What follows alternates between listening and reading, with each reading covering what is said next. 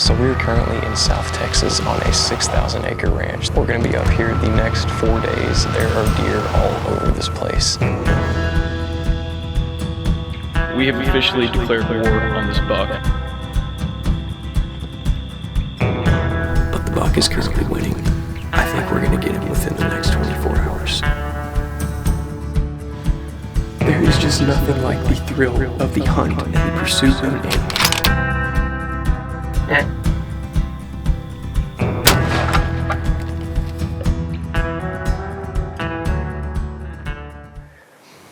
So we're currently in South Texas on a 6,000 acre ranch that my uncle is on a lease for. This is my first time hunting in South Texas, so it's definitely different. It's beautiful, beautiful country. I've enjoyed being here already, but we've got 4 days of hunting and I am stoked. Right now we're set up in the place that we're probably going to be hunting the rest of the weekend. It's a pretty unusual stand. I've never hunted anything like this. It's kind of just a big tower with a kind of a tarp around me, but I'm really close to where the feeder is, like 20, 30 yards right to the feeder in front of me. But there's been some big bucks coming in here. He's been sending us pictures in a group chat with me and my dad. But we've got other people here this weekend who are gonna be hunting deer and pigs as well. We're staying the next 3 nights at their deer camp or cabin. I don't really know if you call it a cabin. It is very nice. We're not roughing it at all. It's gonna be awesome. I am pumped about this weekend. It's gonna be so much fun. So it's about 4 o'clock right now. We just got up here, got everything set up. And what's funny about this today is my dad is actually sitting right across from me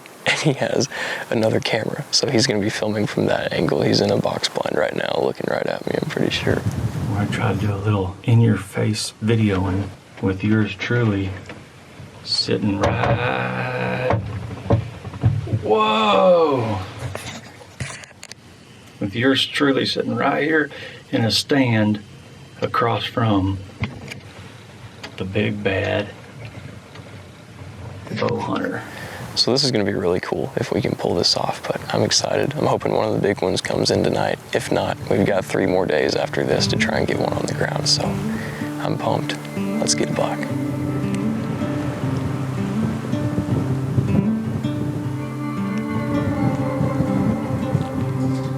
The wind is pretty strong. It keeps coming in and dying out, and it's swirling a little bit. It's not very consistent, but it tends to be kind of blowing across my face to my left, which is where Clint told me that the deer would probably be coming from.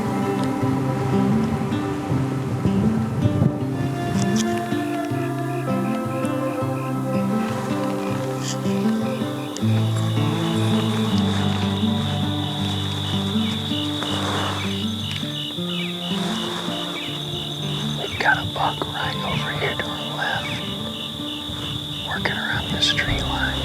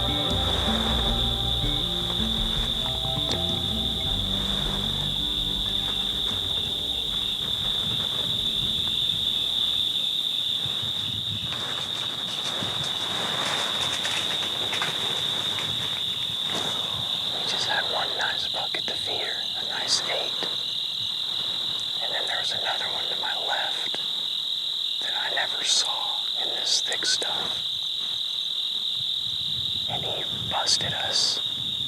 My wind was blowing right at him. And he got our wind and he busted out of here. And when he left, the one in front of us ran too. But I got a good look at this other one that got us. He was a big deer.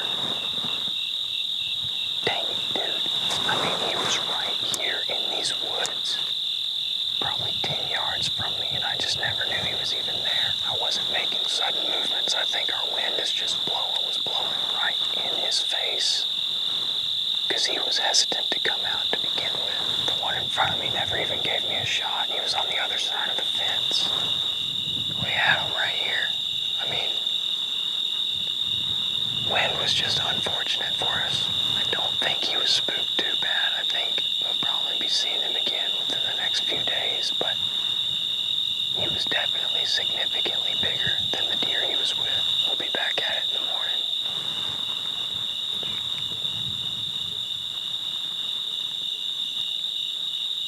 There's a deer right here. It's a buck.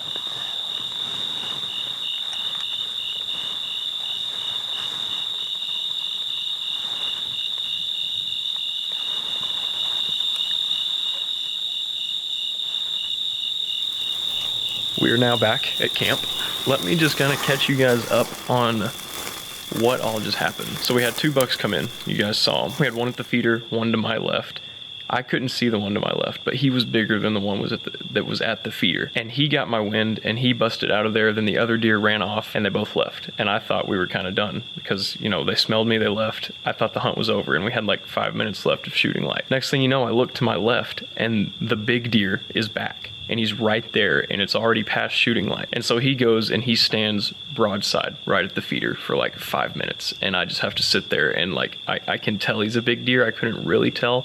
But my dad, where he was sitting, there was a tree line right in between us. And the first time he was there, he had like a perfect look at him. So he got some really good footage of him on his phone. You can see how big he is. So we have officially declared war on this buck. We will be back in the morning. We've got 3 more days to get this buck on the ground. But here's my plan. Tomorrow I'm going to bow hunt in the morning and at night. And my plan is to hopefully get the deer because I think he's going to come back. He's been coming there pretty religiously. So I think we're going to get another opportunity. But if that doesn't pan out, Saturday, I'm taking my rifle and I'm sitting in the stand where my dad was and we're killing this deer. I am not leaving this place without that deer. I am determined to kill this buck. He is absolutely huge and I want him in the back of the truck when we leave. So that is my goal. So I'm gonna go get some rest. We're gonna get up.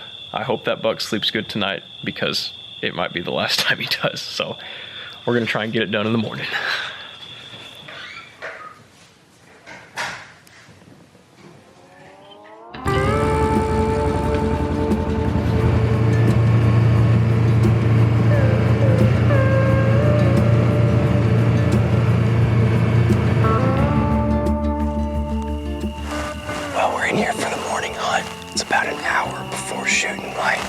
So we got in here pretty early. I'm feeling good about that. But that buck was back in here at 4:30 this morning right at the feeder. So hopefully he'll be back up on his feet this morning and moving. I'm feeling good about this morning. We're in here really early, so it's going to give it time to get settled down. I've got a good feeling. I've got a good feeling. We've got 2 deer at the feeder right now, but it's too dark to even see. We've got about 25 minutes till shooting light. So hopefully they stick around until then. They just jumped out of the pen. I went back to my left. I'm probably still 15 minutes till shooting light. We're about 5 minutes away from shooting light.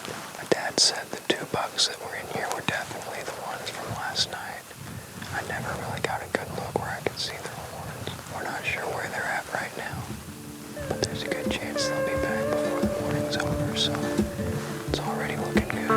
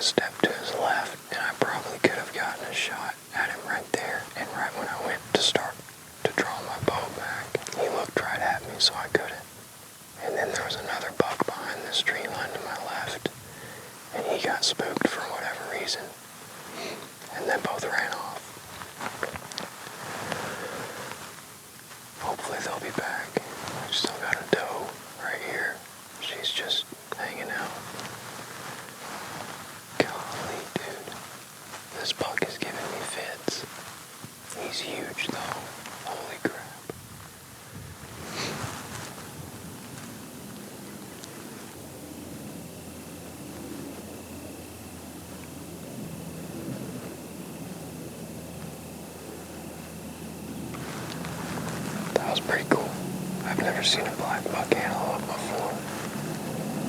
And unfortunately, that's the one thing I was told not to shoot here. So that was still cool just to be able to see him that close. I don't know what spooked him off. I heard something crashing in the woods. Maybe some more deer, I don't know. Well, it's about 9 o'clock now. Things pretty well slowed down, other than that black buck that came in. But I'm gonna grab my rattle bag and my grunt tube and work those for a little bit and see if we can get the attention of one of those bucks, see if they come back in here. It's not the rut yet. It's a little early for this probably, but you never know. It might get them riled up, so we'll see.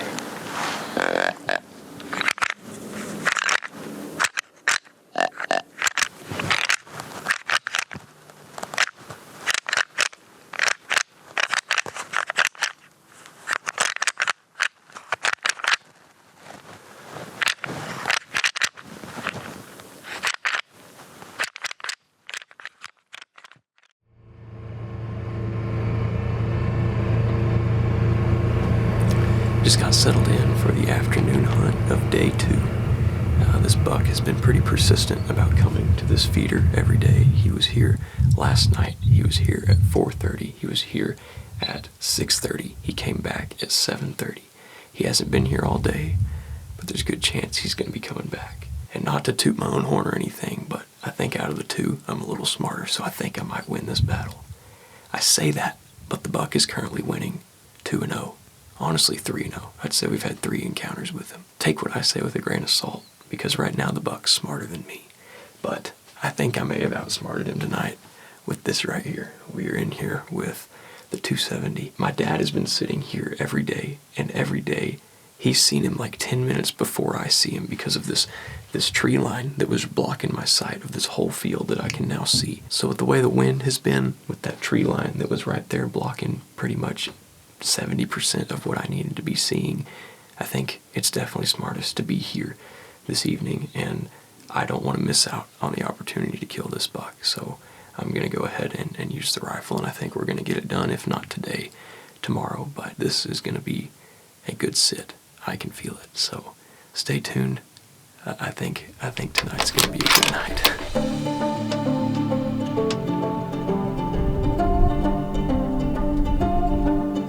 Just got word that Uncle Joe shot a 9-point, so we'll get to go take a look at that later.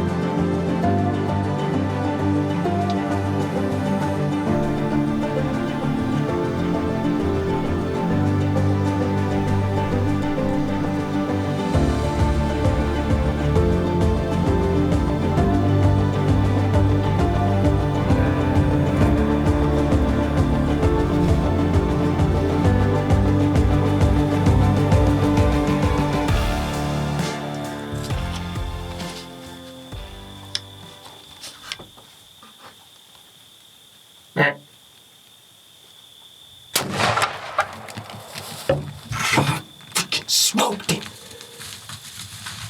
He's down, baby. He's down. He's freaking down. God. Popped him. Let's freaking go, dude. Let's go. Oh my gosh, that was awesome. He came. Oh my. Let's go. Literally 10 yards. He was right there. Oh, that was awesome, dude. Holy crap. Let's go. That is what I'm talking about, dude. Every time I kill a deer, I'm reminded how much I love hunting and why I love it so much. There is just nothing like the thrill of the hunt and the pursuit of an animal. It is awesome, and when you're playing cat and mouse with one like this, oh, that was sick, dude. I wish the camera was too far to the right, but him coming through all these trees right here to my right was absolutely awesome. Head down, just coming in, and oh my goodness. Oh, let's go. Thank you, Uncle Clint. This has been awesome. Thanks to my dad too, who has, like, this whole situation right here is just with him being here, and he's seen most of what's happened and just kind of told me what these deer are doing from this perspective. Let's go look at him. All right, let's go see if we can find him. Maybe looking at him right there. Oh my goodness, that's him.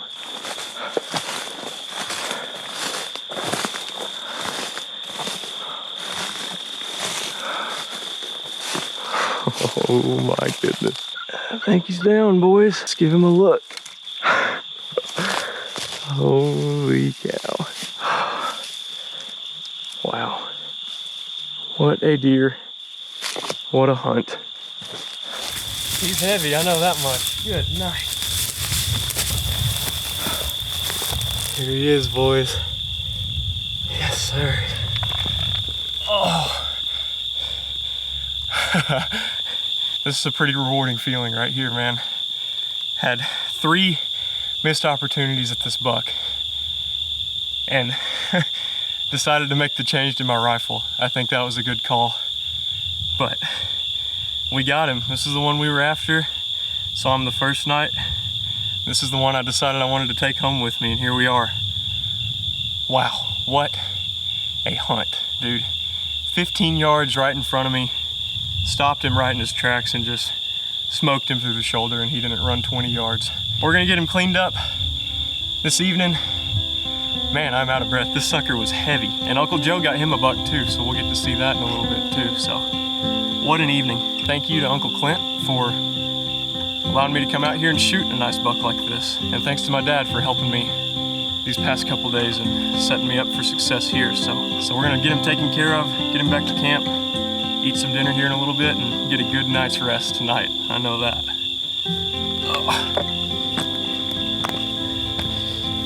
If you guys are new to the channel, don't click off this video just yet. At the end of all our videos, I like to give a quick analogy to help people better understand who God is if they don't know Him already, and to hopefully encourage those who are already following Him. Today I want to draw your attention to the position I found myself in that first stand that I hunted. Because of the tree line to my left, I couldn't see anything that was happening over there. But my dad, who was sitting across from me in that ground blind, had a much better vantage point and could see everything that was going on. And because of this, he was actually texting me and telling me everything that was happening. And because I trusted what he was telling me, this allowed me to be ready and to be prepared for what was about to happen. A lot of times in life, we find ourselves in a similar situation to this, where we can't exactly tell what's going on behind the tree line. We don't know what's going to happen in the future. And as humans, you know as well as I do that we don't know what's going to happen in the future. But our Heavenly Father, the one who created everything, the one who created the world as we know it, the one who created life, He sees and knows everything, because He is not limited to space and time and matter like we are as humans. In fact, He created all those things, and because of that, He is outside of them and is not confined by them like we are. Psalm 139 verse 16 says, "You saw me before I was born. Every day of my life was recorded in your book. Every moment was laid out before a single day had passed." So in these moments when we find ourselves unsure about the future, when we find ourselves anxious about the things that are to come, don't you think that we should go to the one who knows everything, who knew us before we were born? When we do go to Him, He's not going to give us all the answers. He's not going to lay it all out on a silver platter for us. But what we can do is we can go to Him. We can go to the one who knows everything, and we can pray for guidance. We can pray for peace. We can pray for wisdom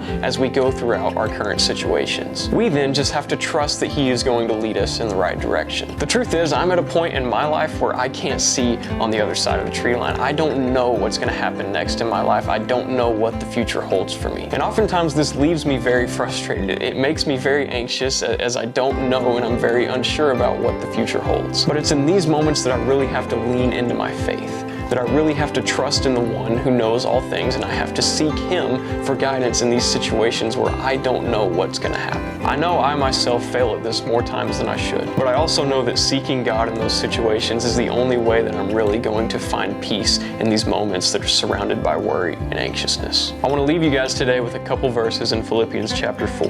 Verses 6 and 7 say, "Don't worry about anything, instead pray about everything. Tell God what you need and thank him for all he has done. Then you will experience God's peace, which exceeds anything we can understand. His peace will guard your hearts and minds as you live in Christ Jesus." I hope you guys found this encouraging, and I hope you all have a great rest of your day. Thank you so much for watching. God bless.